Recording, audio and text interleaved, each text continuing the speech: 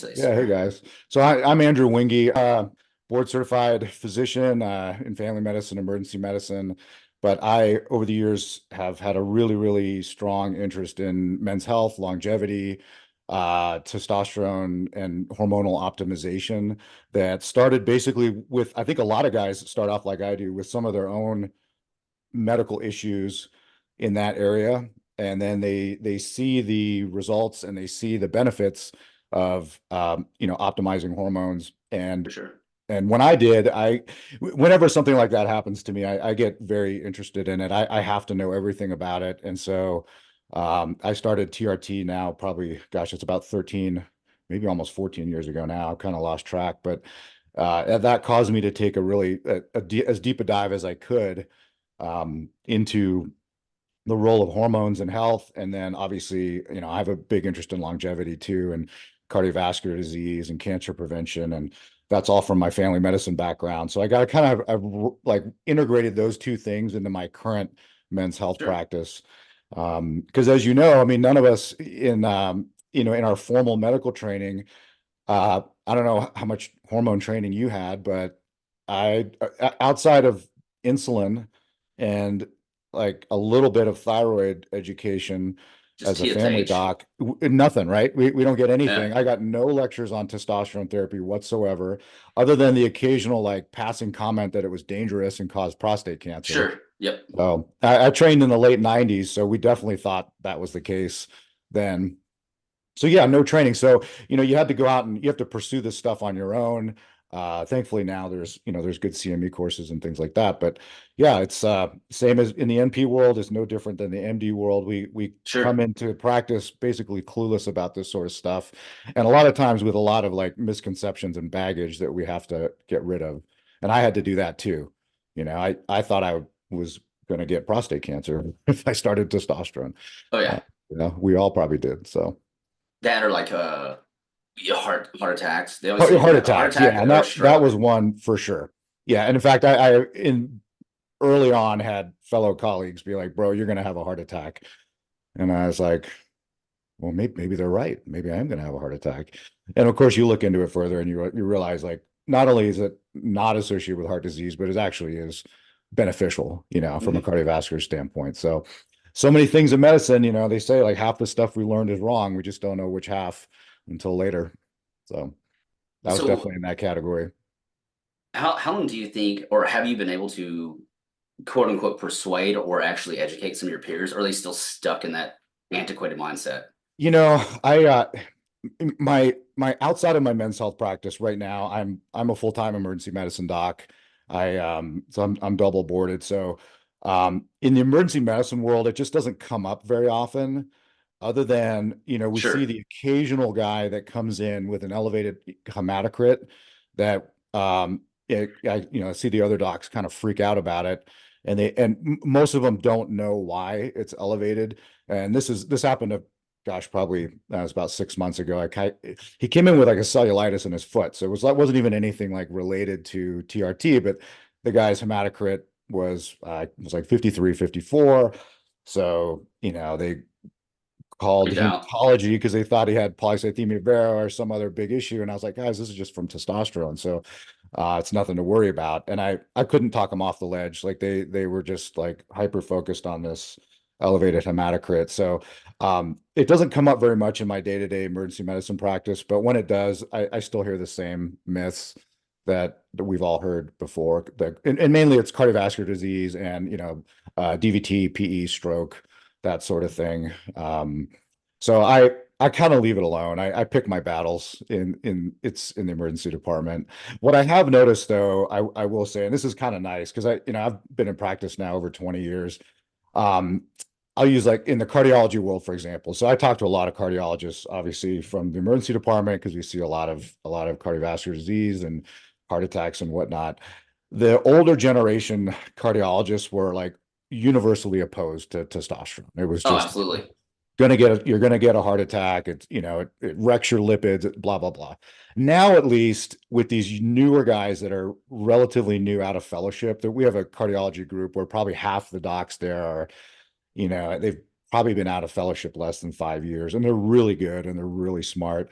They're at the very least, they're neutral about it. Like Yeah, yeah, they're not, they don't immediately blame the testosterone for whatever the problem is.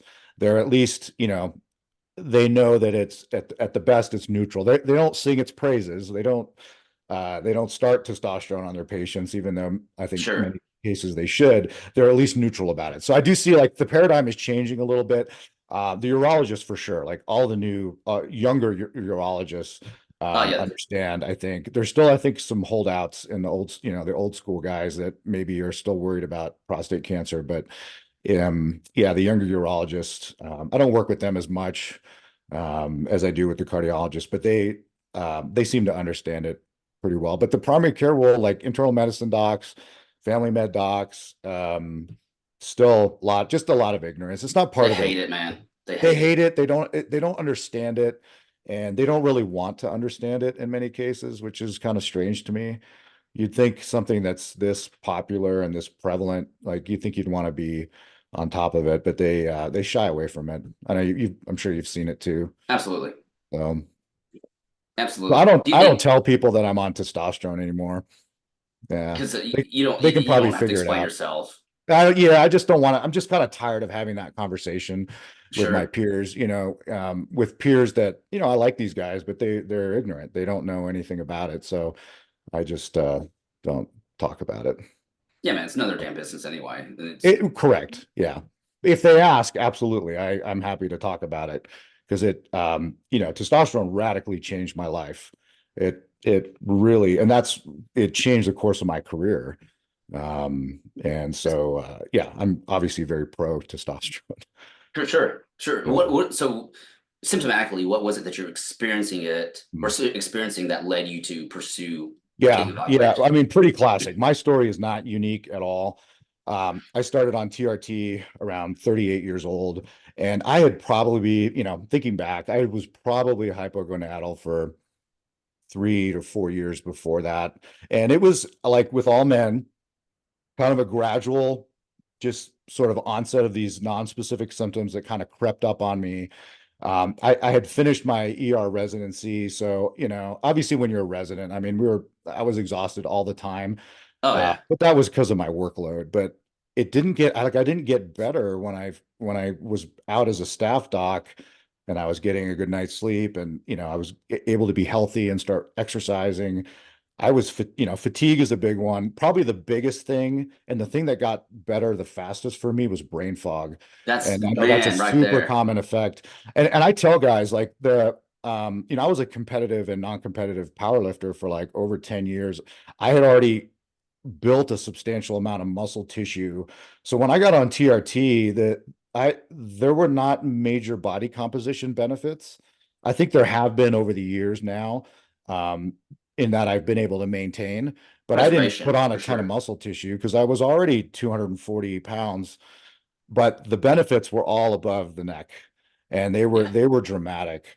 So, for example, like, night shifts are rough. We're super busy and um so the night shifts got a little bit easier. I wasn't making like these little mistakes sometimes where the nurses would have to say like, "Hey, did you really mean to order this?" So little errors like that like went away.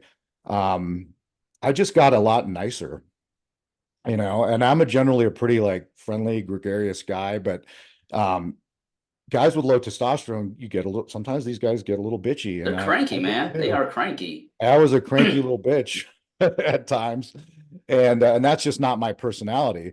So I felt like I could deal. The emergency department is an extremely stressful environment, and you really have to be able to keep your cool when things are going sideways. And it was much easier to do that once I got on testosterone, and it happened for me fairly quickly.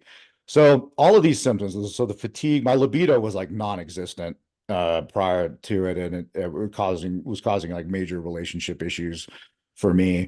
But it was mainly like work performance, my personality, Sure. cognition, that sort of stuff was really starting to slip. And I was really trying. I was eating really well. I was exercising. I was doing jujitsu. Like I was Yeah. doing all the stuff that we're supposed to do. I did not have excess body fat. Um, So in my case, I actually had in full disclosure, I had a medical condition that led to my low testosterone. So I had bilateral cryptorchidism. So for you guys Correct. that don't know what that is, I was born with bilateral undescended testes. So little embryology lesson: the testicles develop up around as a fetus, they develop around your kidneys and your adrenal glands, and then shortly prior to birth, they descend down in the To go pelvis. down. Exactly, and then they're supposed to, boop, right before you're born, they end up in the scrotum, and they do that, to maintain a slightly lower body temperature, which is what is Hmm. necessary for sperm production, et cetera. Sure. Yeah. Anyway, long story short, I wasn't born in the United States. They missed Oh, it. interesting. Yeah, I was born in Barcelona in the early 70s, and I don't know if they just missed it or standards were different then, but nowadays, if a kid is born with that condition, they surgically repair those like lickety split, Like usually instantly. within 6 months. Yeah, so I was like 3.5 or 4 when they finally repaired it. Gotcha. So I knew I would have fertility issues, but I was always told that, and I learned in medical school that I would, but testosterone wouldn't be a problem for me. And I assumed they were correct because, like, I made it through puberty. I was an athlete. I put on a lot of muscle tissue in the gym. So I'm assuming I had normal testosterone levels like through my 20s and maybe into my early 30s. But we know now that, men with cryptorchidism, not only do they have issues with their Sertoli cells, but they have issues with their Leydig cells too. So again, at some point, maybe in my mid 30s, they just kind of shut down. And so I had primary hypogonadism. And so that was the issue. And of course, when you have primary, the only solution is TRT. Yeah. Yeah.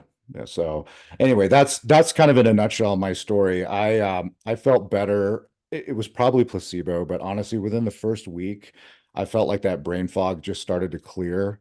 My mood improved, and then it's just been smooth sailing ever since. And it really, again, I said it before, but it like radically changed the course of my life. I know it's not for everybody, and I don't want to sound like a salesman, but it really, like, I'm where I am right now because of testosterone. Yeah. Man, that's And awesome. when you come across something like that and you're a medical provider, it's only natural, I think, to want to share that with patients and have other men have the same experience, which is one of the best parts of my practice, is I get to help guys who are even worse off than I was fix all those problems. Yeah. So Yeah. How's your approach to hypogonadism management? How's that evolved since you've got, because even the guidelines, I mean, the yeah, guidelines are so outdated. So they're how so did you outdated. approach them versus now? Like, Yeah, good how's your approach question. been? Well, I mean, I think like a lot of us, when I initially did some of my training, I did some of the things that we know now we probably should not have been doing, like controlling estrogen. Hmm. So yeah, I used to, I used to be guilty of it too, man, 10 we're years all ago. prescribed, anastrozole, and we thought that that was the right thing to do, and measured serum, estrogen levels, and then had very strict hematocrit cutoffs, because there was, we thought that, elevated hematocrit from TRT, so called secondary erythrocytosis, we didn't want people to have strokes and heart attacks. And so, just like all things in medicine, I mean, my emergency medicine practice has evolved over 20 years as we get new data, and the same thing with my men's health and hormone practice. So, I used to do once a week injections for my guys because that's what I was trained to do. Yeah. And granted, that is still better than the every 2 weeks that Every 2 to 4 weeks. urologists and endocrinologists were doing at the time. So, at the time it was an improvement, but now I rarely recommend that for guys. And so it's evolved in that way as well. I think I have a much better understanding, having gone through infertility as well, like how to help men stay fertile. I really didn't have Hmm. much insight into that when, certainly before TRT and in the early part of my career. And so I have a much better handle on that now. Especially, again, my wife and I, we went through IVF, but I was able to improve my count significantly while remaining on TRT, with not just HCG, but recombinant FSH and Hmm. a few other things like that. So I think I just have a better overall understanding of just how important testosterone is. I always, everybody knows it's important for sexual function and muscle tissue, and I think that's kind of obvious, but I don't think I fully appreciated how important it is for the brain, for Hmm. cognition, and especially the cardiovascular system.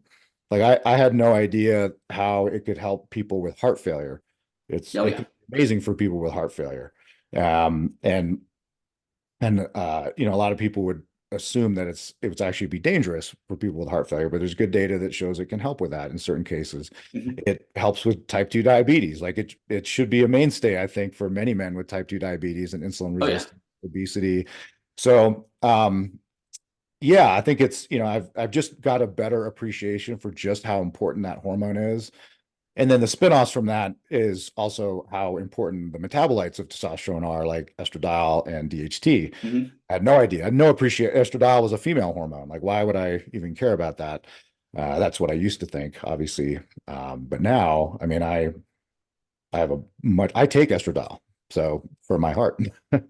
So Yeah. I obviously have changed my tune a little bit on that too, and I do not prescribe anastrozole anymore. And I try to steer guys away from drugs like finasteride if possible. Sure.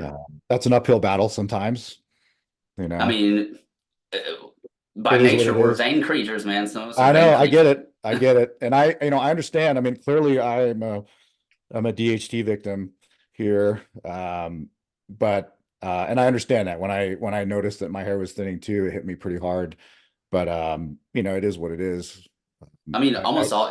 I'm 40. I'm lucky, but I know at Yeah. some point it's going. It's going, and I'm just It'll embracing it. go And to a certain extent, yeah. mhm, And it's part of life. genetics, it's genetic. There's a big genetic component to it, and Can't you beat roll the genetics. dice and you get what you get. You can't change your parents. So No, um so yeah. I'm curious, like with the estradiol, the 17 beta estradiol talk and all that. Mhm. How's your knowledge evolved from that? Because again, like you just admitted, I too used to believe, man, it's a woman's hormone. It's gonna make you Absolutely. grow tits. It's gonna make you Yeah. look at pussy. It's gonna make you cry. Mhm. So Mhm. how's that evolved in your practice? Well, I went from one extreme of having to control it, and specifically like keep it in this tight, narrow range where we used to think it had to be, between 20 and 35, and hear different numbers and things like that. And that was quote optimal. To now, again, now I'm kind of on the other end of it where I mean, I don't even really check it.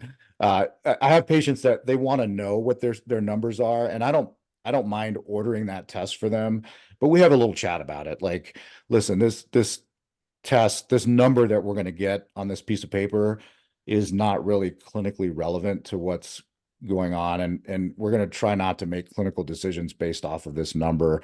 And these are the problems with blocking estrogen, because most of my guys have come to me from other clinics. Sure, I actually don't, I mean, I do start guys on testosterone, but most of them are already on testosterone. And the reason that they come to me is that they're not doing well on their current protocol, or they've got like other medical issues that are just not being managed well. So, diabetes, et cetera. So, so anyway, I try to educate guys about it now. And, how I got to where I am now is a lot of it is just study. I took, I highly recommend Neil Rousier's courses. Rolled link. I took those a number of years ago. His from World Link Medical, I think is the name of his company, and he has a four-part, like really intensive series. And I like evidence-based medicine. I'm a research geek. And so what I really appreciated about that is his course and some of the other ones that are out there is, the data's out there. You just have to look at the papers, you read it, and you're like, okay, I mean, I've been doing this wrong. And it's, Sure, none of us like to admit that we were doing something wrong, or admit honestly that maybe we were harming our patients by doing this. But the data is the data, and it is what it is. And so, you should adjust your practice based on new evidence. And that's what I did. The evidence came out. I used to think one thing, but the evidence became overwhelming to me that I needed to change my practice, and that I needed to not do these things to estradiol that I was doing. And so I changed my practice. yeah, And it's good you don't want to ever be like emotionally tied to a protocol. Like, there are guys on the internet, they get angry, they like literally have an emotional absolutely. response when you bring this subject. I mean, you've seen it. And that's just like, why would, that's kind of silly to me. Like, why would you have an emotional response? If I've always thought if somebody who knows more about something shows me that I'm wrong, like I'm thankful to them. Yeah, Thank it's you very for correcting liberating. me. Yeah, I appreciate it. Thank you. And so yeah, that's basically what happened is I read voraciously. I take every course I can find, and I talk to people who are smarter than me about this stuff, and I learn as I go. And I don't ever claim to be an expert in anything. I'm a perpetual white belt, but I try to learn something new every day and evolve my practice that way. So Yeah, I mean that's the only way. It is a very liberating feeling when it totally you know is. you, as long as you can admit that you embrace mistakes. I mean it's just part of life. Absolutely. Yeah. And I do think a lot of, at least from what I've seen, I'm sure you've been in the game for a long time, but a lot of people that have been practicing for extended period, they become very dogmatic. Oh I've yeah. seen a lot of providers get to the point they don't even learn anymore. They just kind of, No. that's the way it's done, so that's the way we'll do Right. it. That's Yeah, and unfortunately. they don't want to hear anything that contradicts their, this sacred cow that they have. And estradiol in our little world of men's health, like estradiol is definitely one of those like sacred cows that they just don't want to hear it. And they'll come up, they have arguments why they're correct. But at the end of the day, I mean, I think if you weigh the evidence, like the evidence just doesn't support what we used to do, which is, prescribing AIs and trying to like tightly regulate estradiol and whatnot. It just doesn't, it's not supported by the literature. And again, I didn't really appreciate how important estradiol was for cardiovascular health because that's my little niche that I am interested in. And I should have known in hindsight, but I guess I just didn't appreciate it as much as I do now. So, heart disease is the number one worldwide killer of men and women. Mhm. So why on earth would I want to do anything to increase your risk? And theoretically, trying to modulate estrogen the way that we do it could increase somebody's risk. So I don't want to do Sure. that. And Uh, the anti or the crowd that always wants to block it, yeah, they always say the same hackneyed things. They always say, yeah, "Well, he's yeah. emotional," or "He's a Right. gyno," and they don't realize gyno is still Right. manipulated by progesterone, IGF-1, It's a right. DHEA, testosterone, multiple factors. Yeah, 100%. Yeah, so yeah, many of these like and this gets talked about a lot on Stephen Devos's YouTube channel, which I highly recommend, obviously. Um yeah, low or these high estrogen symptoms are not the root cause is not usually not high estrogen. It's something else. It's something Yeah, else. Insulin resistance, chronic inflammation, obesity, sometimes psychological stuff, obviously. Uh, you that's know, what I see the most is like obesity or obesity a is fatty the liver. yeah. Hmm. Obesity honestly is not to get off on too much of a tangent, but like that is the root especially visceral body fat is like the root cause of so many chronic medical conditions. Hmm. Type 2 diabetes, hypertension, cancer, heart disease. Like if we could just find a way to cure visceral adiposity or visceral body fat issues, I mean, it would like transform this country overnight. Absolutely. Yeah, it's crazy. Like it's kind of it's a joke, but it's actually not funny. I say in the emergency room, the only reason I'm in business is because of meth and Mountain Dew. So, Mountain Dew meaning like all the sugar and crap that people eat. Sure. Because you know, whatever it might be in the general population, my emergency room population, the obesity rates are like 90% plus of the people that I see in the community that I serve. And it starts like I see obese 3-year-olds coming in. That's terrifying It's and terrifying. horrible. It's absolutely terrifying. And it plays a role like in our talk today, like about testosterone, because like these kids that are coming in, morbidly obese at age 3, like I saw a 200-pound 8-year-old, not that long ago. Like that young man, like he'll never have a normal testosterone level He's gonna have unless mosh, ever. mosh Like, syndrome. yeah, he's mosh, right? Hmm. So like he'll go through puberty having never experienced the high normal androgen levels that a teenager should have that help develop his brain. Hmm. So what comes out on the other end of that as a 30-year-old is a little bit frightening. Like, what is that? There's actually this is the stuff that like I think about at night. Like, this has a big implication on society when you Sure. have an entire, like maybe two generations deep now of hypogonadal young men that are supposed to be going into like the most productive years of their lives, 30s, 40s, etc., having like never had a T level over 400. Yeah. Um, I- that could be a big problem. Could What be a would big, big you, problem. so what would you suspect or predict that avatar of an adult would look like? I mean, I think they look like a lot of the folks that I see in the emergency department.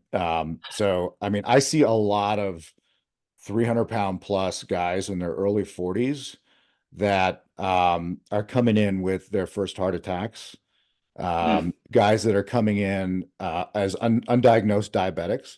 So just last week, I had a guy that came in and said, "I'm not really feeling. I'm just not feeling good." It was his chief complaint, and just did a quick blood sugar on him. It was like 450, and he had no idea that he was a type 2 diabetic. He probably he's had probably been been cruising like that for years. years. He had no idea. He had no idea.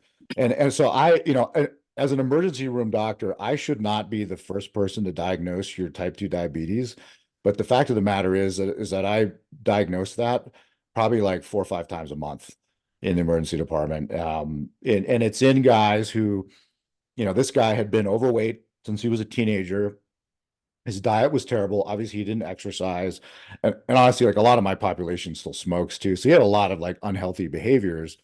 But the end result of that is this guy now has, major, major medical issues in his early 40s. And honestly, like it's going to take him out of the workforce. Just to look at this like from an economic standpoint, Sure. again, That's your interesting. 40s is when you're the most productive as a man, usually. Women too these days, but men, especially economically productive in your 40s, usually at the peak of your career, like you're paying taxes, you're putting back in. And then maybe Yep. when you're in your 70s is when you start drawing on the medical system.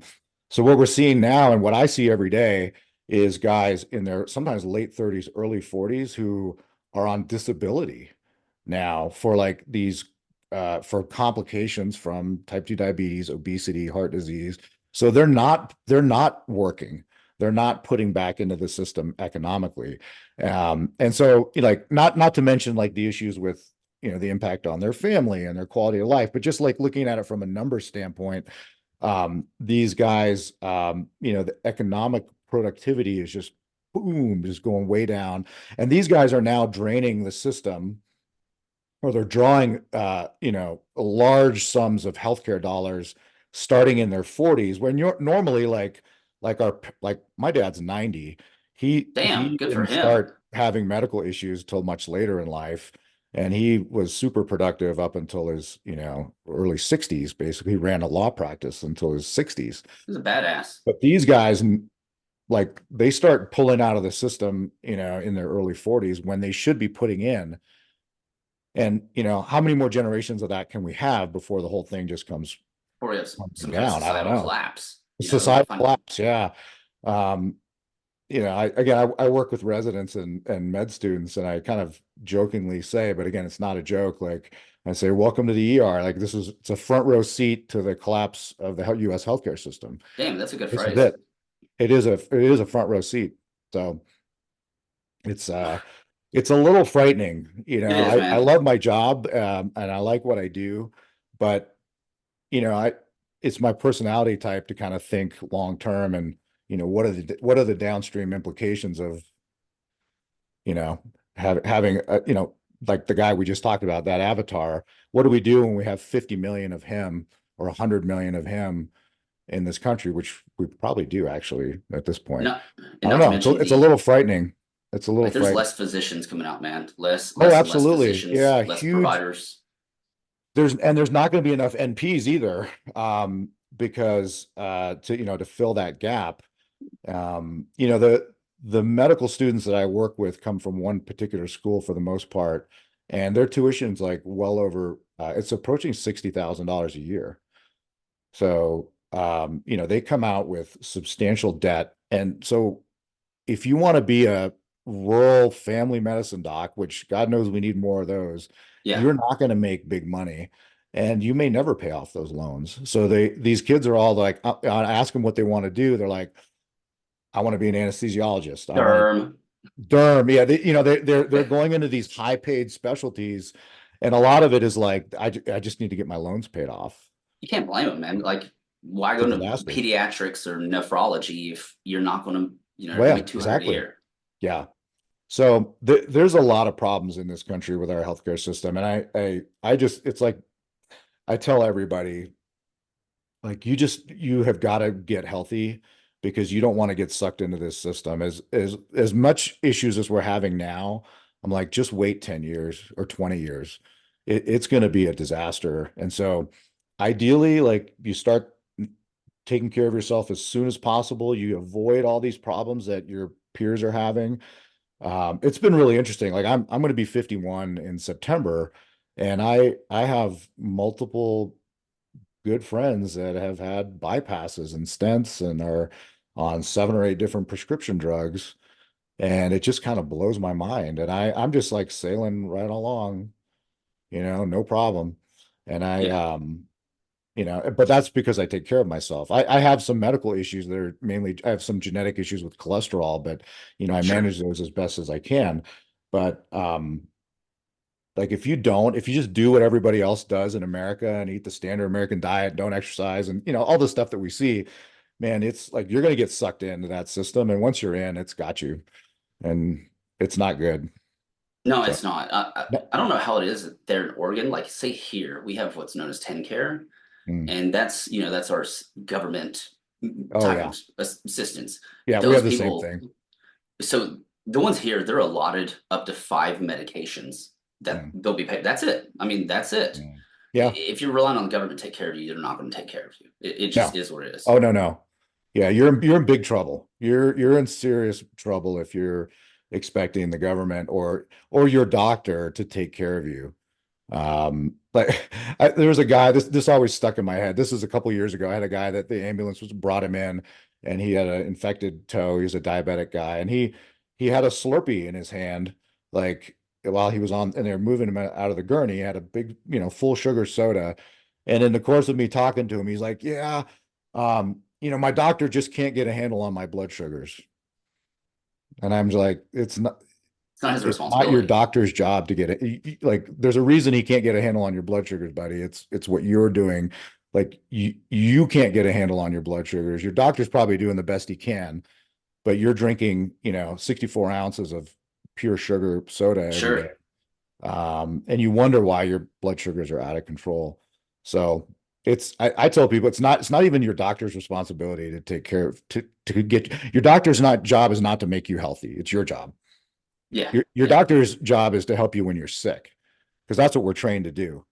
Um, I'm not, I didn't get conventionally trained to help optimize people's health. I know how to do it now, but in med school, I'm sure it's the same for you. You learn how to take care of diabetes and kidney disease and heart failure and blood Yeah. pressure. Nobody tells you how to optimize people, which is so that's on you. Like, as a patient, like, you've got to seek that out.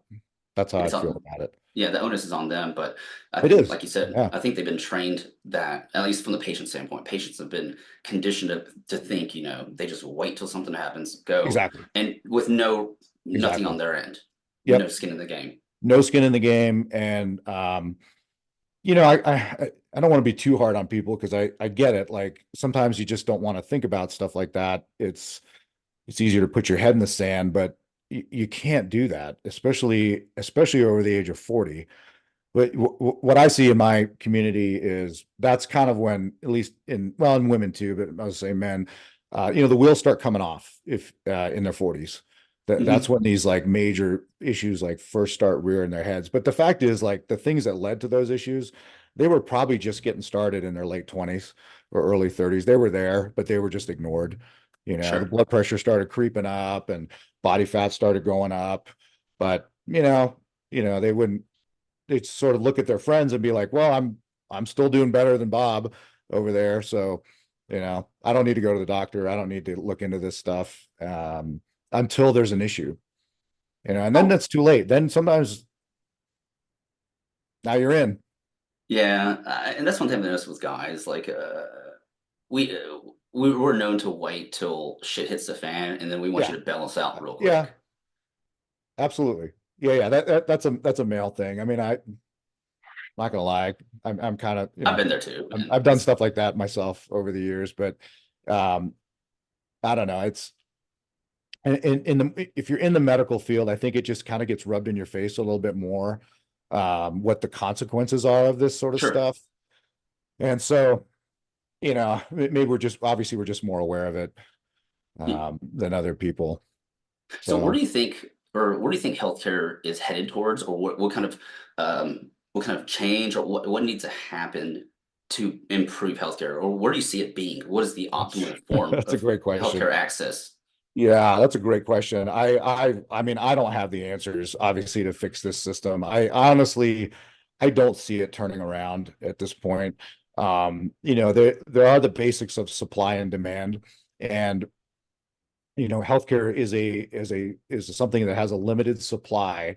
But what I have seen over the last 20 years is the demand just shooting up.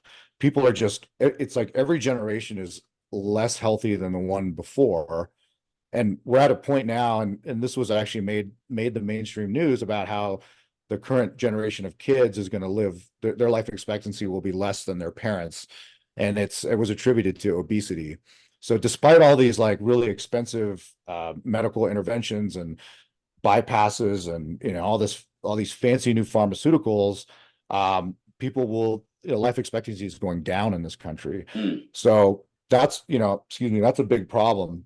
And so there's going to be some tough decisions in this country that will need to be made. You can't have, you know, 15 aircraft carrier battle groups that, cost $100 billion, and you can't be giving $80 billion to Ukraine no, and hell no.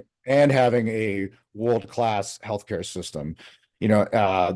Which is what is going to need to happen to service all of these like chronically ill people. So there needs to be a decision there.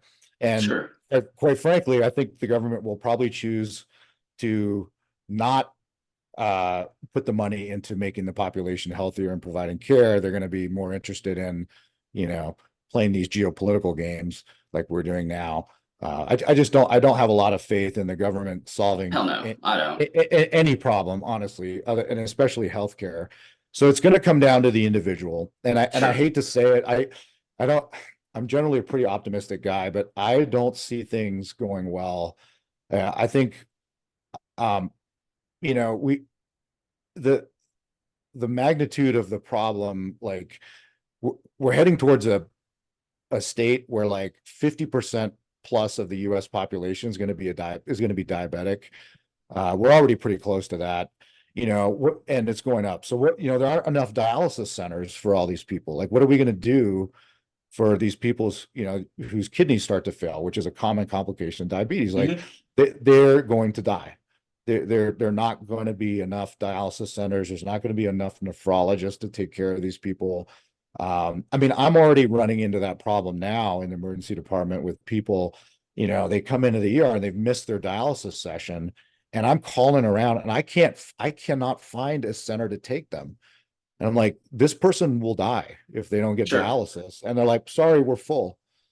So I'm having to pull these extraordinary measures to try to like keep their potassium in check temporarily until I can find a dialysis center to take them. So, fast forward 10 or 20 years when we have, say, 70% of the population's type 2, we got it's not going to be good. Be shit out of luck for a lot of You're people going to in be your shit out of position. luck. Exactly.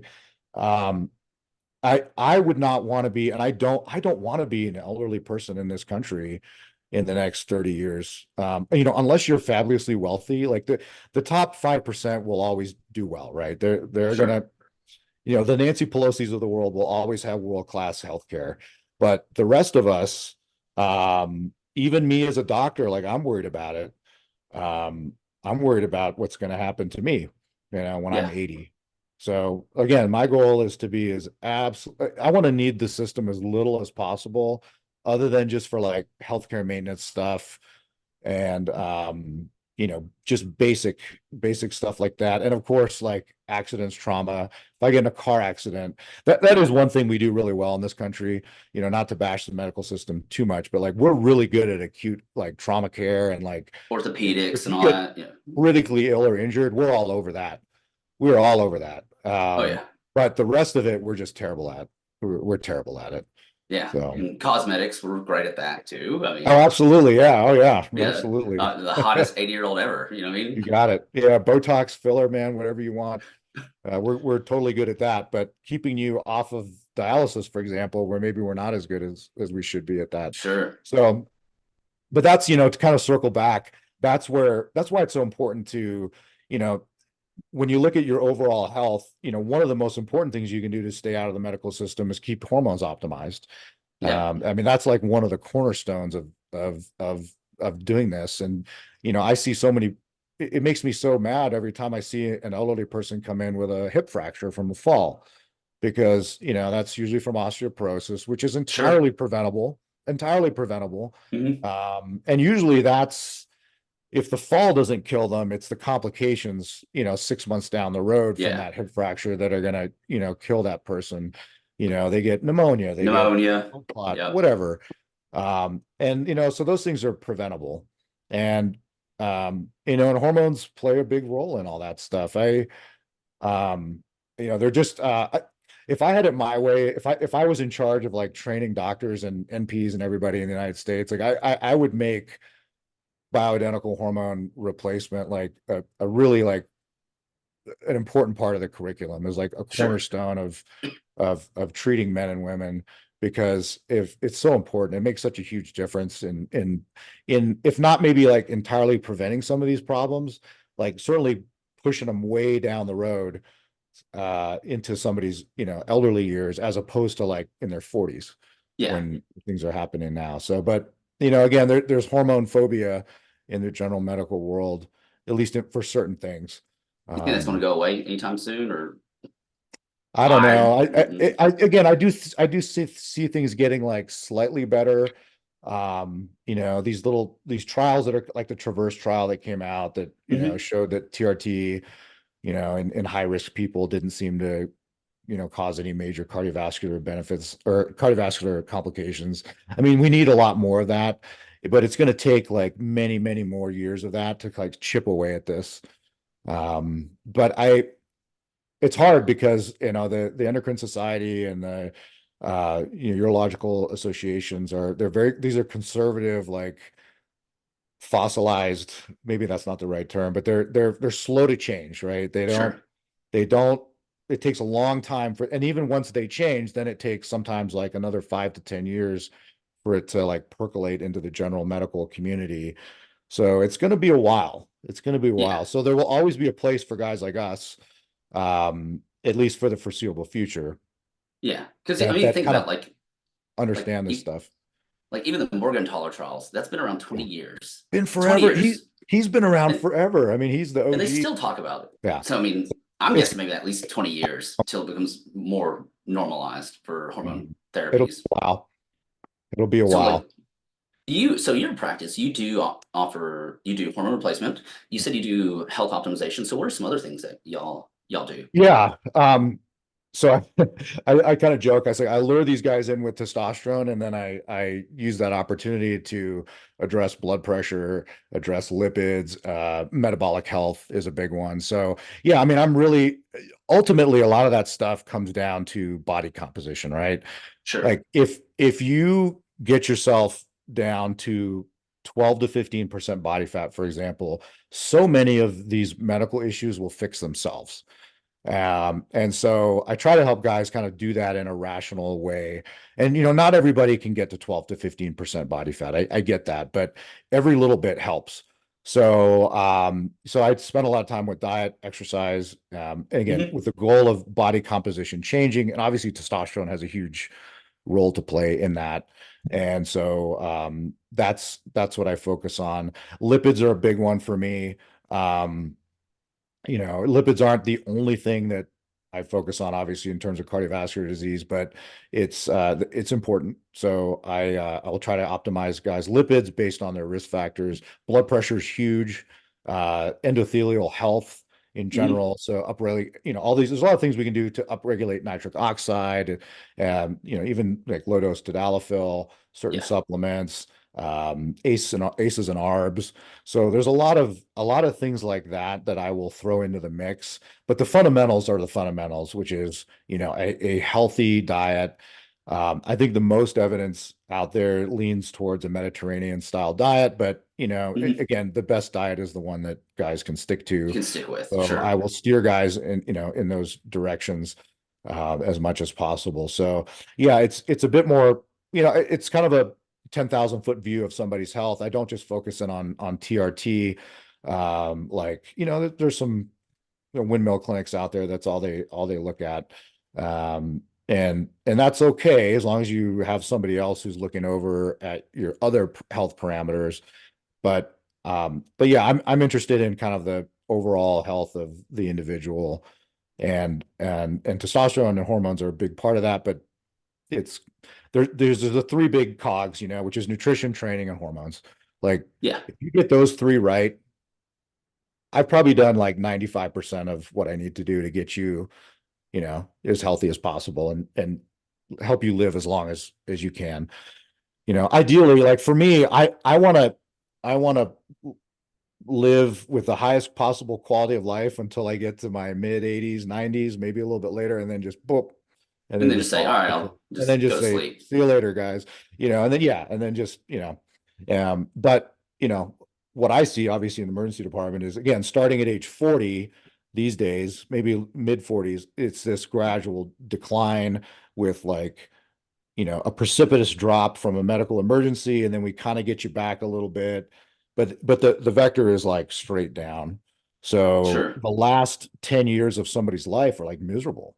Yeah. Now, I don't want to spend the last 10 years of my life like in and out of the hospital, and attached to a dialysis machine. I want to be going out on a cruise, playing with my Sure. grandkids. So that's the I try to take like a 40 to 50-year view, and I try to get my patients, if they're not already thinking that way, um, to think that way. It's they want abs, and you know what? I want you to have abs too.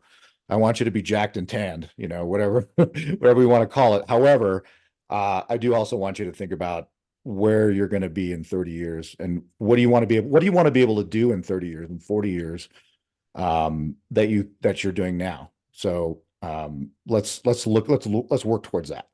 Sure. When you when you treat patients, do you ever use like nutraceuticals? Do you use like anti-aging therapies like metformin, GLP-1s, methylene Yeah, on a blues, case stuff by like case that? basis. Yeah, absolutely. So those there's a lot of like, I'm not a huge, I don't throw a ton of supplements at guys. Again, if there's a small kind of core group of supplements that have good evidence that I think most men should be on. I mean, they're all kind of no-brainers. Vitamin D, Mhm. magnesium, creatine, omega 3s. We can throw in a few others, as well. So those are kind of a mainstay. I have guys that want to experiment with all sorts of other supplements, and as long as I don't think it's harmful, I'm not opposed to them doing that. But you can spend a lot of money on supplements and Yeah, yeah. end up just kind of wasting your time. Again, if you're not doing the three pillars correctly, the supplements you're not gonna get They're not much gonna, out of that no. anyway, right? So there's some core things that I like. Metformin's really interesting. I'm less bullish on metformin than I was, but I still think it has a role. I really want to see what some of these upcoming trials show. I mean, we've known for a long time, obviously, that in type 2 diabetics, there's some potential like longevity benefits, maybe anti-cancer properties, et cetera. The Hmm. big question is, like, does that translate into benefits for guys like us? I still kind of think yes. Like, I'm cautiously optimistic about it. So I still take metformin. I take a little 500 milligram extended release tablet once a day. I'm kind of hedging my bets on it. I have It ain't not gonna had any. hurt. What's that? It ain't gonna hurt. I mean, It's worst case probably scenario, not going to hurt, right? you have I mean, there's diarrhea. So studies what? about like exercise tolerance and endurance and stuff like that. I can't say that I've noticed any difficulty in my training or difficulty putting on muscle tissue and things like that. People talk about that. I think Peter T has made mention of it. But I think metformin is something to be considered. It's not frontline anymore for me. But again, if some of these new trials come out and they show that there's benefit, then I'll change my tune on it. I think rapamycin has a lot of potential. Yep. Very interested in Rapamycin rapamycin. I take rapamycin at a 6 milligram dose once a week. once a week. The animal data is really good. Obviously, I would love to see more human data. There's data that it can reverse atherosclerosis, which I'm very Hmm. interested in. So yeah, so I think rapamycin is up there. Again, it's not out of the gate. I don't start guys on that, but if they're interested in it, we talk about it, and we weigh the pros and cons. And yeah, I would definitely consider that, because I think it's extraordinarily safe from everything I've seen, especially at these anti-aging doses that we use, which are totally different than the immune suppressing doses that I used to write for like my kidney transplant patients and stuff. It's like Sure. totally different. So stuff like that. Other things I'm not quite so sure about, things like NMN and those sorts of things. I don't consider myself an expert in those. In fact, that's an area that I need to probably read up on a little bit more. I think from what I've read, those things like that have potential. But I try to I'm a bit of a minimalist with a lot of Sure. that stuff. I don't blame Uh, you. Yeah. and I like evidence. I really want to see Yeah. some good studies. And it's hard because like not many big institutions are interested in studying this stuff. So we're never going to have like millions of dollars from NIH to look into that. So it's Yeah. I wish we did, but Have to be like individually funded, because I mean, again, yeah. Hmm. the people that fund these studies they have an outcome to make, and that's a drug to Exactly. market. Yeah, exactly.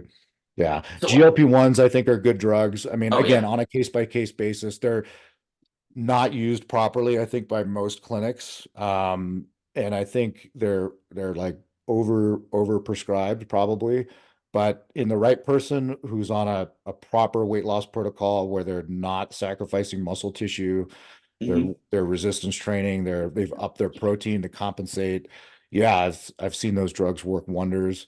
I haven't seen a lot of the issues with gastroparesis and stuff like that, but I have a colleague that works in the emergency department, and in his population, there's a lot of med spas and stuff apparently around his emergency room, and he sees a lot of people coming in with gastroparesis, vomiting issues. So yeah, you do have to be careful with those drugs, and like everything, I mean, I'm all about like minimum effective dose, Okay. whatever Yeah. gives you a little bit of help to help you lose weight.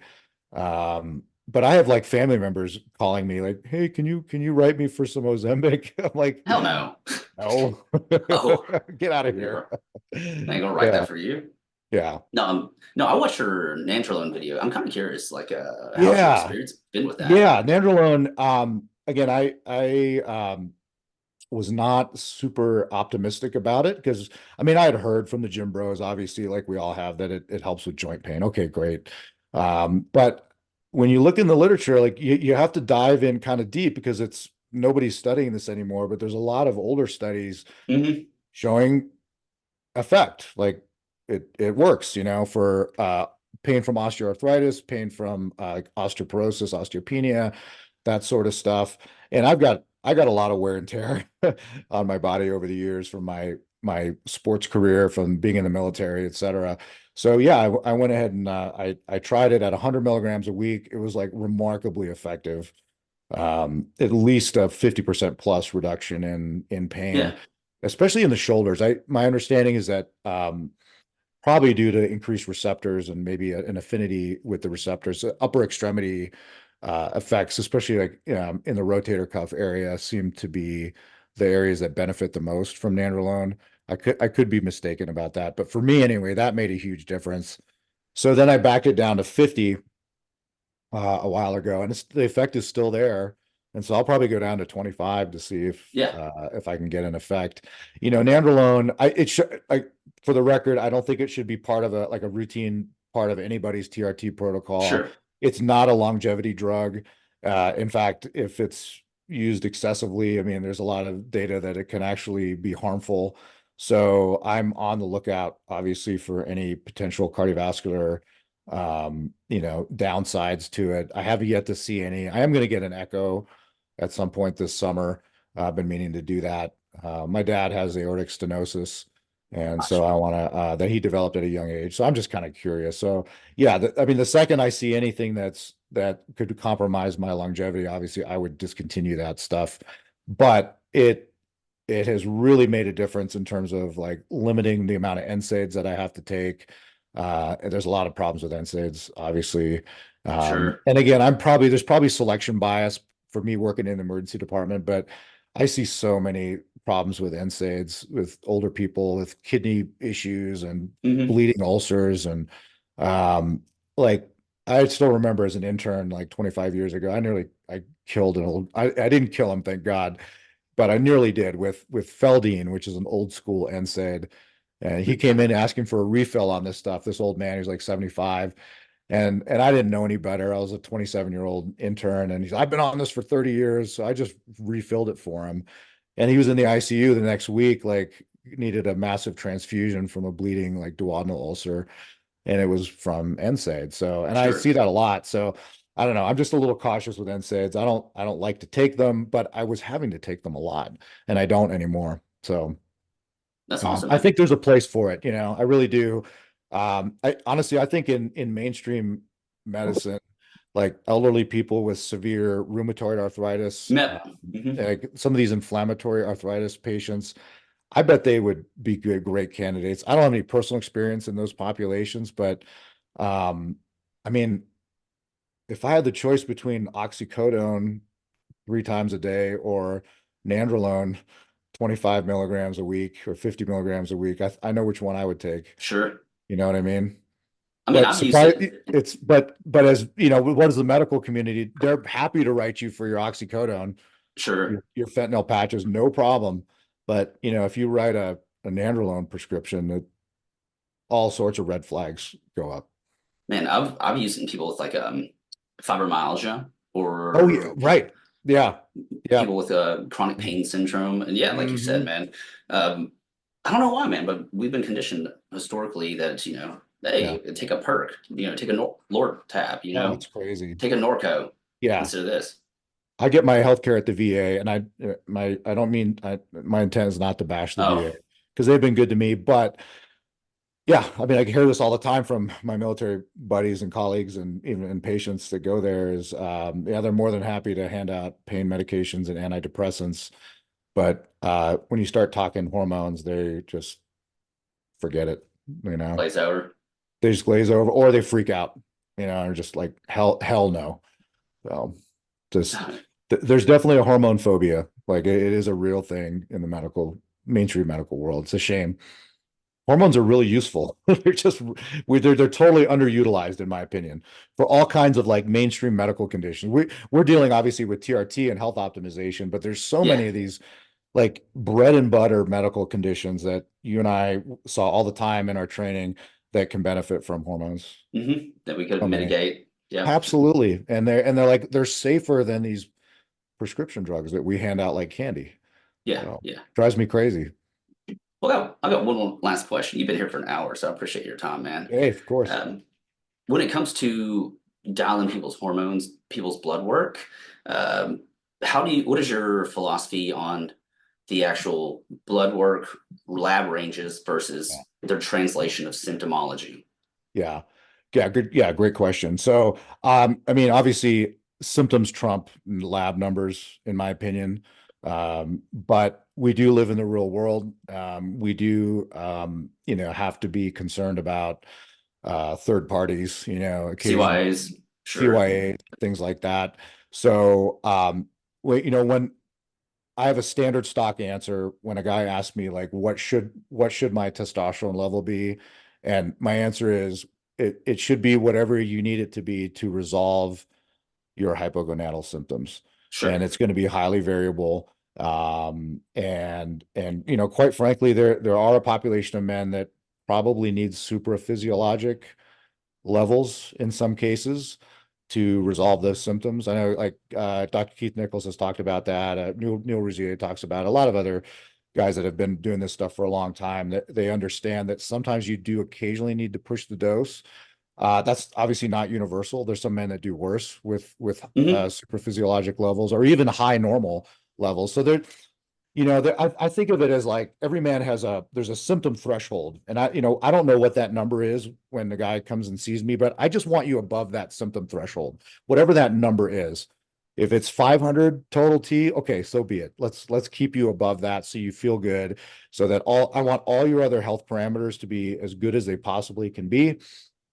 And then that's going to be your number. Now, if you tell me like I only feel good when I'm on 600 milligrams of Yeah, cypionate a you're full of week, shit. yeah, then like we're gonna have to talk about that a little bit. Like maybe there's something else going on. But yeah, in general, I check the labs, obviously look at them, but Sure. it's the dose is whatever the dose is. And that shouldn't like that sounds like controversial maybe to somebody who's not familiar in this field, but it really shouldn't be. We routinely in the regular medical world use super physiologic doses of insulin, for example. Hmm. So why do we do that? Well, because this person has insulin resistance, they need super physiologic doses of Lantus or regular insulin, Humalog, whatever, in order to overcome their resistance. Well, some people, their androgen resistance is a thing. So maybe you need more androgen to overcome your androgen resistance. The psychiatrists do this with thyroid hormone, like to potentiate the effects of SSRIs. They use super physiologic doses of T4 and T3.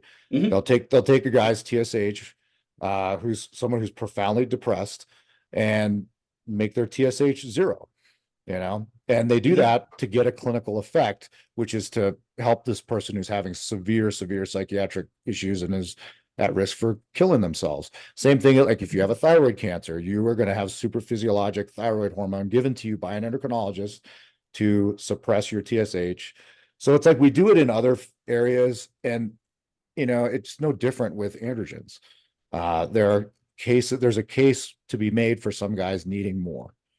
So Yeah, I think a having lot of said us that, are. I don't know. I have luck with, you know, almost all my guys are kind of in that upper quartile for the most part, Yeah, and they do great. But I have some outliers. So yeah. What your point was like, or like what you just said is some people feel better when it's higher, some people feel better when it's not. I mean, I've been as high as 16, 1700. I feel like yeah, shit. yeah, I've been as low as 700. I don't feel nothing.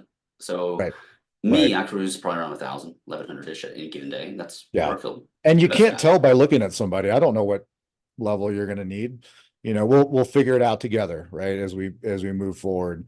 Um, you know, I don't get it. I get it right out of the gate, like probably 60% of the time, maybe 70% of the time. And then Mhm. we adjust as time goes on. And maybe as you age, things change as you age, and there's some adjustments that need to be made too. But I'm not afraid of super physiologic testosterone levels as long Yeah, as because I'm not afraid of them because I'm monitoring you. I'm seeing, hey, you know what, your blood pressure is just as good as it always was. Your lipids are just as good as it always. You're feeling better. You're not having any sort of emotional lability. You're not having any adverse effects. You're not holding water. Like, what's the problem? If there's no problem, I'm okay with it. If there's a yeah, problem, I don't care what your dose is. There's a problem, and we're going to fix it. yeah. Um, okay, So last one. I promise. I promise. I enjoyed just shooting the shit with people. I, So I I'm here all day, man. I don't have a patient till 3 o'clock. I ain't trying to eat your free day off. Do you prefer cream versus injection by chance? Because I'm getting a lot more people inquiring It's a about the great question. cream, which I'm not opposed to either one, but I'm just kind of curious what your thoughts on one versus the other are. So I'll start with myself. I have never tried cream. Sure. I'm really curious to try it, but the fact of the matter is, I've done so well on my current protocol. Like I haven't changed my protocol in years, and I continue to feel so good that it Yeah. would just be like as an experiment just to see. Like Sure. I personally don't, but my patients love it. Let's put it this way: I've never had a man that I've switched to cream ever want to go back to injections. Like they've all Interesting. done really, really well on it. So the only, as you know, like there's pros and cons to all the delivery methods. There are guys where compliance is an issue because you have to use it. Cream goes Mhm. on every day, often twice a day.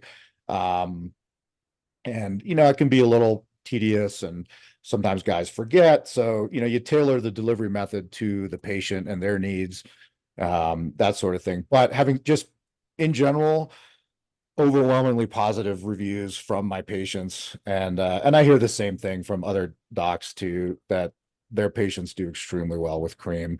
So yeah, the standard like 20% Versabase, Lipoderm cream, whatever the case may be. Um, I'm a big fan of that. I think it works really well. I don't have personal experience with it. Yeah.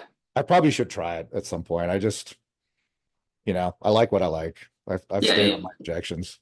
Like why screw with something that it's working for Yeah, you? but just to say it, just to have that experience, I think I should probably switch over to it. But I think it's a great way to go.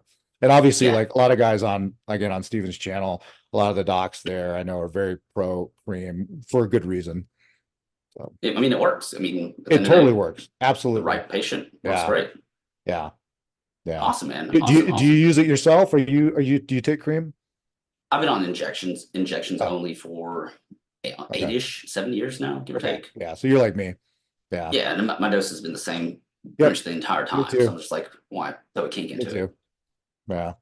But Excellent, man. a lot of the docs that that traveled in our same circles are very much proponents of the cream, and there's a reason for that. It's good stuff. It's Yeah, good yeah. stuff. Yeah. Excellent. Hey, Yeah. Dr. Andrew Winge, Yeah. correct? Yeah. Right on. I appreciate you joining us today. Um, Yeah. Thanks so much for having me. It's great to finally connect. Like I've been watching you on YouTube for years. So it's great that we finally got to meet up, at least um, virtually. yeah, yeah. Hopefully we'll catch it across the paths in One of person these days. sometime. One of these days. Yeah, absolutely. So how can people get a hold of you? What's your website? What's your email? Like Yeah, how so can people my grab you? practice is called Man Medicine, and I have a YouTube channel of the same name. And so yeah, manmedicine.com. You can reach out to me. I can accept patients currently in 4 states. So Awesome. Hell we yeah. have Oregon, Utah, Texas, and Florida.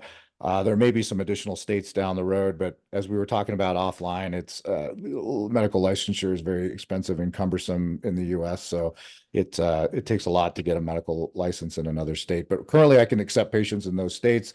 I do, however, do coaching and consultation work for guys in all 50 states and actually all around the world. It's one Yeah, of the most enjoyable things I do in my practice is, talk to guys from other countries and who don't have access to, they may have access to hormones, but they don't have access to knowledgeable physicians and they just need a little bit of advice.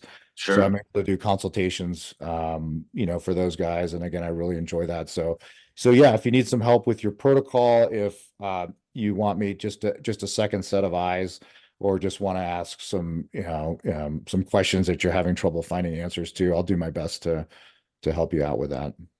Excellent, man. Well, I appreciate it, Yeah. man. Yeah. Hey, Thank hey, you. thanks for joining us today. Hey, Yeah, absolutely. Take care. hey.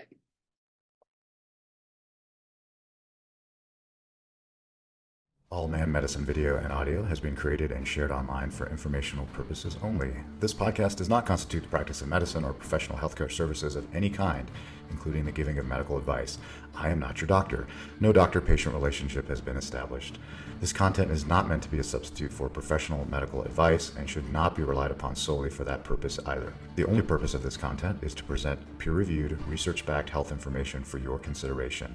As always, rely on the advice and guidance of your personal physician before undertaking any activity presented here, and if in doubt or not comfortable with said activity, practice discretion. Your health is your responsibility and not ours. Finally, I take conflicts of interest seriously. I accept no compensation whatsoever from any private corporations, including pharmaceutical or supplement companies. You can trust that if I recommend a medication, product, or service, it's because I genuinely believe in it and not because I'm being paid to endorse it.